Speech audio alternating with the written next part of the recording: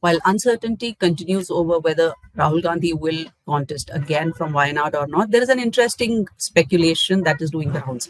Padmaja Venugopal, who switched over from Congress to the Bharatiya Janata Party, will probably contest from Wayanad. Now, we know that Bharatiya Janata Party has already announced candidates for 12 out of 20 Kerala Lok Sabha seats.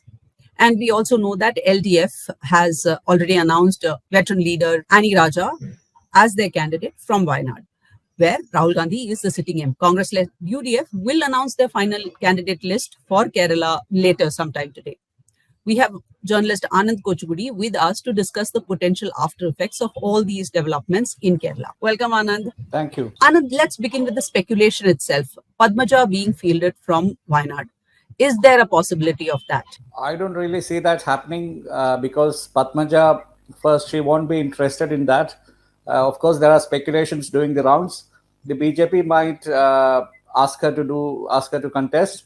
But even if she contests, I guess she would be offered something as because in the event of her losing, she might want something in the bargain, maybe a Rajya Sabha seat or something. Because it's not going to be easy in Wayanad for Padmaja or any candidate of the BJP. Wayanad is a traditional Congress stronghold with a huge percentage of minority voters, and even Ani Raja would be a better candidate compared to Padmaja. Padmaja fighting on a BJP ticket will be a weaker than Padmaja contesting on a Congress ticket.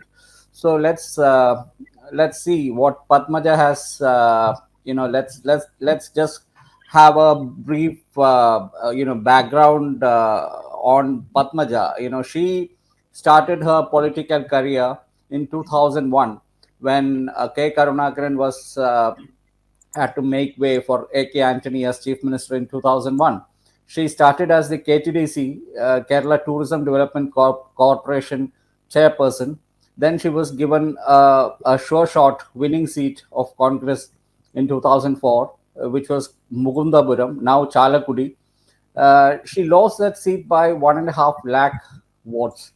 The opposing candidate, the winning candidate then of the LDF, his name is Loanapan Nambad and he's no more. He had made this statement that he was shocked by the enormity of the margin of votes that he had won by when he was supposed to be losing. And then she got another seat, which was a winning seat in 2016. Terambil Ramakrishnan, a Congress stalwart and a close associate of K. Karunakaran, had been winning the Thrissur assembly seat for 25 years, from 1991 to 2016. And Padmaja took over that seat when Terambil Ramakrishnan was ill, and she lost that seat by about 6,000 votes. In 2021, again, it was a slightly tougher contest, a marginal loss by about 1,000 votes. But she has been losing all these elections, and in the past 20 years, people have seen what Padmaja has been bringing to the table. Unlike her brother Muralidharan, who is much more active in politics and who has a much better brand value compared to his sister, Padmaja has been she has been not so active, in the sense she contests these elections, then she goes in hiding. She's in seen anywhere. Then after a while, around another election, she comes back. She contests from Thrissur, but she lives in Kochi. These are all things that are held against her. But why did the BJP bring her to the party? That is interesting because just like Anil Antony, she is the daughter of the stalwart four-time former four-time Chief Minister K. Karunakaran. So it makes an interesting spectacle. In the optics are good when you look at the symbolism of it, that former Chief Minister A.K. Antony's son, who's still alive, Antony is still around, he's in the BJP now, and also Padmaja, who's former Chief Minister Karunakaran's daughter, she's also in the BJP. So that makes the BJP much more exuberant, in the sense it gives the impression that BJP is getting getting some people, important people from Kerala politics into their party, and this I think would have greater currency outside of Kerala. People outside of Kerala would think that these leaders have much more value than they really do. Anil Antony was never active in politics, in Kerala politics at least. He was just a social media in charge of the Kerala unit of the party. But now he has been made a national secretary. He has been made a national spokesperson. On top of that, he has been given the prized Pathanamthitta seat. So, it almost suggests that Anil Antony is being seen as, Anil Antony's is worth is considered much higher by the BJP top ranks compared to the people of Kerala or the political experts of Kerala, and the BJP sees something in him which we don't, none of us don't. So, in the case of Padmaja too, if she contests in Wayanad, the BJP will have to, pressurize her to contest against Rahul Gandhi, because she shares a good equation with the Gandhis. That at least that's what we know in public. And if she contests, it will not be an easy contest, and she'll have to also contend with the candidature of Ani Raja of the CPI, and it will not be an easy task at all. But the spectacle, the optics of it will be a big boost for the BJP in Kerala, that they are getting former Chief Minister K. Karunakaran's daughter to contest against Rahul Gandhi. If that happens, they get some sort of it becomes a talking point. So the question to be asked here is that is Padmaja actually just a show pony being used for optics purposes, and that is why she is being taken into the BJP fold? Is that the larger game plan here? No, the larger game plan is to get more and more Congress leaders to get to the BJP fold. The more number of Congress leaders switching over would make it easier. That mental barrier is still very much there in Kerala. Going into the BJP camp, the Saffron camp, is considered a not so respectable thing.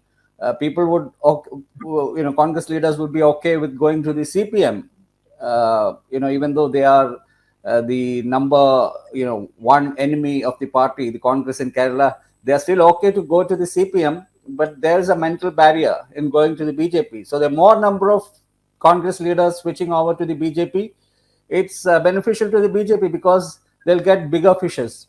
Padmaja is not a big fish, but her brand value is the brand of K. Karunakaran, that she is the daughter of K. Karunakaran. She is also veteran, as you said. She has contested 3 elections. She lost them, but people do recognize her. People know her. There's unlike Anil Antony, for instance, who's a new kid on the block, who a lot of people do not know, except for the fact that he's Antony's son. Padmaja has been contesting elections. She has been around Kerala's political sphere in the last 2 decades. So people do know her.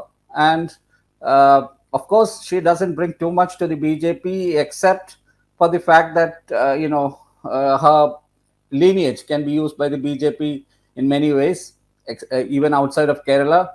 But she's another leader coming switching over to the BJP overnight, which will prompt some fence sitters in the Congress, bigger leaders, bigger faces, to gradually uh, go into the BJP fold if the BJP comes to power again after this Lok Sabha election. So it's BJP is chipping away at the Congress leaders in Kerala, and Padmaja's entry will help the BJP in getting more bigger leaders.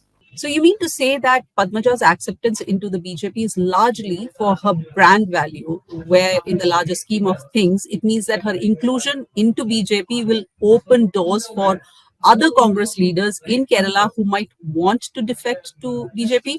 Definitely, that's what I see the larger game plan being. And Padmaja, personally, she would be thinking that she doesn't have too much of a big, I don't know I have had interactions with her in the past, but not very recently. Personally, for Padmaja, I think she was not getting her due, or she must have been thinking that she wasn't getting her due. But for the Congress, she wasn't bringing too much to the table. She was losing winning seats for the party, and they were being forced to accommodate her everywhere without her doing her part, unlike her brother. But for the BJP, when she comes to the party, she's a big fish in the sense a lot of they are looking at a lot of the BJP is interested in getting a lot of Congress leaders in Kerala to switch over to the BJP camp, but none of them are they none of them are willing to do that as of now. So Patmaja's entry will be an initiation of sorts, because she's a big leader, big uh, big in the sense she's a veteran, she has experience, she's Karunakaran's daughter, she has contested 3 elections, she's a non-face, and people recognize her she's a Nair, she's also a Nair face. So these are all things that BJP will weigh upon. So that means Padmaja brings more of a brand identity rather than any substantial advantages in terms of vote share increase or other changes in the voting patterns.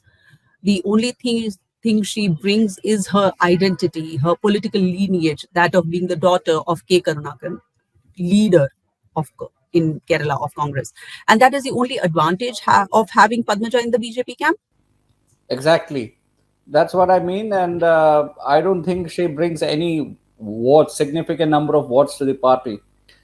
Her switching over might cause the Congress to lose some votes to the CPM's advantage, because they'll go to town saying that uh, a vote for the Congress might mean a vote for the BJP tomorrow, because you're electing a Congress MP who might switch over to the BJP tomorrow.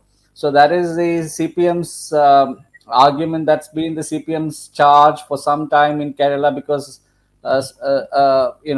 with the exits of certain leaders earlier who were not so big, the Congress, and especially outside Kerala, there are so many big leaders leaving the Congress for the BJP. So this was a campaign that was doing the rounds, but the leaders in Kerala, Congress leaders in Kerala, used to defend it by saying that no, this is a phenomenon outside the state, but it's not happening in Kerala. So Patmaja's exit and entry into the BJP will bolster the CPM's campaign, and the Congress is at the risk of losing votes, but the BJP is not gaining votes because of the entry of Padmaja.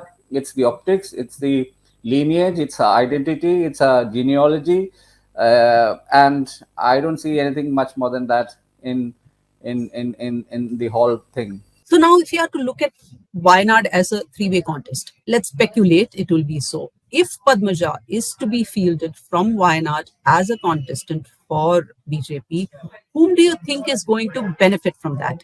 I don't see it making any difference to any party. The last time around, the Wayanad seat was contested by the BJP's ally, the BDGS, the Irava party, the Bharata Dharma Janasena, which is the political arm of the SNDP, Sri Narayana Dharma Paribalana Yogam, which is the Irava, Renaissance movement, now captured by Vellapalli Nadeshan and his son.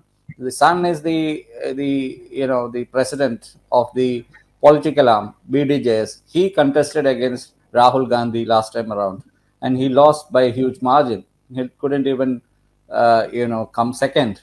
And now, if the BJP takes it over, they might be looking for a good candidate. But this is nothing like a Smriti Irani in Amethi. If somebody is under such an illusion in outside Kerala, if people think it's some kind of Smriti Irani card, far from it. There's no comparison. Padmaja is if you can't win with the hand symbol in Kerala, then what chance do you have to win with the lotus symbol in Kerala? For somebody who couldn't win with a Congress ticket in short seats, what difference does it make in Wayanad? I mean, I don't see any chance of Padmaja even coming second, let alone damaging the prospects of Rahul Gandhi.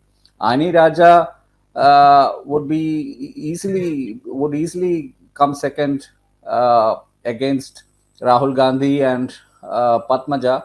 And Wayanad is a peculiar seat because it's a UDF fortress. The only seat in Kerala out of the 20 seats where anybody on a Congress ticket, it could be any Tom, Dick, and Harry, can win. If there's one seat in Kerala where any congressman can win, that is Wayanad, because of the peculiar, the demographics, where the Christian and Muslim population is quite huge. That even the CPI or the CPM has no chance, because in Kerala CPM is actually the Hindu party. The BJP has not yet become the Hindu party. It might claim that it's the Nair party because a large section of Nairs vote for the BJP, but even that is debatable because the Nair votes are splitting three-way even today. So, I don't see Padmajas contesting in Wayanad making any difference in whatsoever, in whatever way, to the Congress or to the BJP. Thank you, Anand, so much for joining me to discuss Padmaja's defection to BJP. Thank you, Prija. Thank you for having me. There you have it, viewers. You heard Anand Kochugudi. Padmaja joining BJP is all for optics, and it's more of a strategic acceptance of Padmaja. For now, BJP only has bragging rights for having made children of veteran Congress leaders join the Saffron Party. Padmaja Venugopal, daughter of K. Karnakaran, Anil Antony, who is the BJP candidate from the Pathanamthitta constituency, son of former Union Defence Minister in the UPA government, A.K. Antony. This is Preja Arvind, and thank you for watching India Today, SoSouth.